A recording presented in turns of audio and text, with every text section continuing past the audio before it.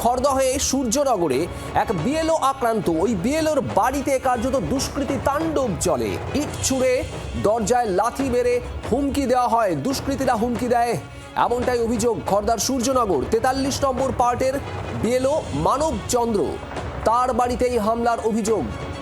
কারো নাম বাদ গেলে তারা কি করবেন প্রশ্ন বিএলওর।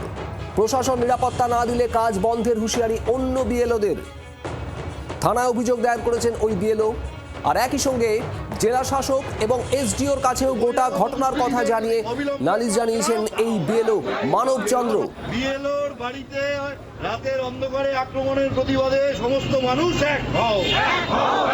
বিএলওর বাড়িতে রাতের অন্ধকারে আক্রমণ করলো কারা? পুলিশ প্রশাসন জবাব চাই, জবাব দাও। এই পাড়ায় দুষ্কৃতীদের আনাগোনার বিরুদ্ধে এই ডেপুটেশন চলছে, চলবে। এই পাড়ায় বহিরাগত দুষ্কৃতীদের। বরুণ সেনগুপ্ত আমাদের প্রতিনিধি রয়েছেন, একটু জানবো ডিটেলে। বরুণ, ঠিক কি ঘটেছে সূর্যনগরে এই বিএলওর বাড়িতে? দেখো, রাত্রিবেলায় বিএলও তিনি কিন্তু নিজের কাজ নিজে সারছিলেন। ঠিক সেই সময় কিন্তু হঠাৎ তিনি আওয়াজ পান। দেখেন একটি থানির তার যে জানলা, সেই জানলার মধ্যে লাগে, জানলা ভেঙে যায়। তারপরে কিন্তু তার দরজায় অনবরত লাথি মারতে থাকে তারা।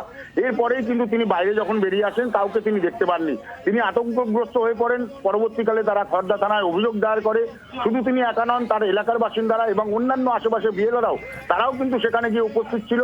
এরপরে খড়দা থানা তারা অভিযোগ যেমন করেছে, মহকুমা শাসক দপ্তরে তারা অভিযোগ করেছে, কিন্তু কি কারণে কারা এই ধরনের ঘটনা ঘটালো সেটা নিয়ে কিন্তু প্রশ্ন তুলছে অন্যান্য বিএলওরা। তারাও কিন্তু আতঙ্কে রয়েছে। তার কারণ তাদের যেটা দাবি, বিভিন্ন সময় বিভিন্ন মানুষের নাম বাদ যাচ্ছে, সেটা কিন্তু সম্পূর্ণ ইলেকশন কমিশনের ব্যাপার। তাদের সঙ্গে কোনো সম্পর্ক নেই। তারা শুধু ফর্ম তুলবে, ফর্ম জমা দেবে, এটাই তাদের কাজ। কিন্তু তাদের বাড়ির উপর এই ধরনের আক্রমণ, তারা কিন্তু একেবারে ভয়ে সন্ত্রস্ত হয়ে রয়েছেন। যদিও খড়দা থানার পক্ষ থেকে তাদের আশ্বস্ত করা হয়েছে যে যারা এই ধরনের কাজ করেছে তাদের উপযুক্ত শাস্তি দেওয়া হবে।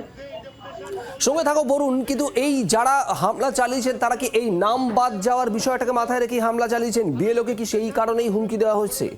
বিএলও মানব চন্দ্র তিনি নিজে কি বলছেন শোনাবো আপনাদের।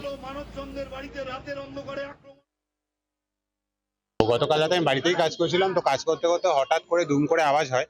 তো আমি ঘর থেকে বেরিয়ে গিয়ে দেখতে থাকি কোথায় কি হয়েছে না হয়েছে। তো এই মতো অবস্থায় আমি যখন বারান্দা, ছাদ এগুলো দেখতে থাকি, তো তখন আমি নিচে গিয়ে দেখি যে আমার দোতলার কাচের জানলা ভিল দিয়ে মেরে এবং বড় আদলা ইট দিয়ে মেরে কাচের জানলাগুলো ভেঙে দিয়েছে এবং নিচের দরজার মধ্যে 2-3 বার করে গুঁতো মেরে গেছে এবং বাড়ির ঢোকার এন্ট্রান্স সিঁড়িদের মধ্যে পানের গুটকা পিক ফেলে পুরো বাড়ির সামনেটা, পুরো এন্ট্রান্সটাই ঢোকার জায়গাটা পুরো নোংরা করে দিয়ে গেছে। আমি আতঙ্কিত বোধ করছি এবং আমার মা বাবা যথেষ্ট বয়স্ক, 60 বছর হয়ে গেছে আমার বাবার।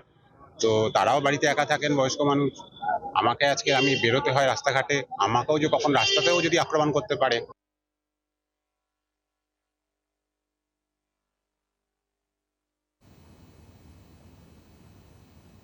আমরা তো সরকারি নির্দেশ অনুসারে ইসিআই এর গাইড মেনেই কাজ করছি। কে বাদ যাবে কে না বাজে সেগুলো তো এআরও তাদের দায়িত্ব, আমাদের তো কোনো দায়িত্ব নয়। আমাদের তো শুধু এই সংযোগটা করে দেওয়া, যে ফর্মটা ফিল আপ করে ঠিক করে পৌঁছে দেওয়া, এই কাজটুকুই করে। কিন্তু সেই কাজটুকু করতে গেলে করতে গিয়ে যদি এইরকম সমস্যার সম্মুখীন পড়তে হয়, রাতে বিলেতে আমাদের বেরোতে হয়, এইভাবে যদি আমাদেরকে হেনস্থা করে, তাহলে তো কাজ করা আমাদের পক্ষে একটা ভীতির ব্যাপারই আর কি। সেই দিকটা যাতে প্রশাসন কঠোরভাবে দেখে, সেটাই আমাদের মূল দাবি এবং তার জন্যই আমরা থানায় গিয়ে ডেপুটেশন দিতে চাইছি। বাংলার আওয়াজ, বাঙালির আবেগ, জি 24 ঘন্টা।